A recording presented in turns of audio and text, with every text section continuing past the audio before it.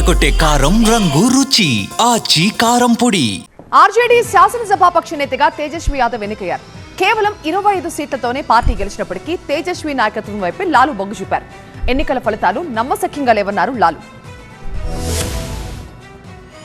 RJD చరిత్రలో ఘోరమైన పరాజయాన్ని చవిచూసిన లాలు యాదవ్ కీలక నిర్ణయం తీసుకున్నారు. ఆర్జేడీ శాసనసభాపక్ష నేతగా తేజస్వి యాదవ్ కొనసాగుతారని స్పష్టం చేశారు. లాలు కుటుంబంలో చీలికలు వచ్చినప్పటికీ తేజస్వి వైపే మొగ్గు చూపారు.